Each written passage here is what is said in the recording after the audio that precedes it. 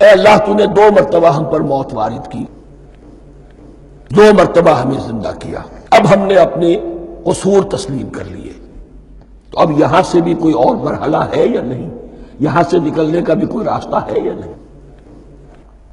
اس سے حقیقت یہ واضح ہوئی، انسان کی تخلیق اول ہوئی عالم ارواح میں، صرف ارواح کی حیثیت سے، اور حدیث میں آتا ہے الارواح جنود مجندہ، لشکروں کی شکل، تمام انسان، ان سے عہد لیا گیا الست بربکم قالوا بلا، پھر سلا دیا گیا ارواح کو۔ یہ گویا کہ پہلی موت تھی جو ہم گزار آئے۔ پھر عالم خلق کا مرحلہ آیا، عالم خلق میں یہ تناسل کے ذریعے سے رحم مادر میں جب ایک جنین تیار ہوتا ہے تو ایک حدیث ہے حضرت عبداللہ ابن مسعود سے، 4 مہینے کا جب جنین ہو جاتا ہے تو اس کے بعد وہ روح لا کر اس میں پھونک دی جاتی ہے۔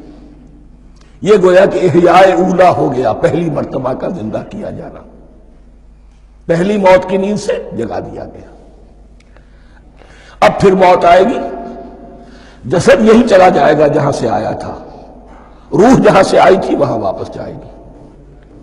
ثم یمیتکم ثم یحییکم ثم الیہ ترجعون، پھر تمہیں اللہ کی طرف لوٹا دیا جائے گا۔ یہ ہے بہت گہرا نقطہ فلسفہ دین کا۔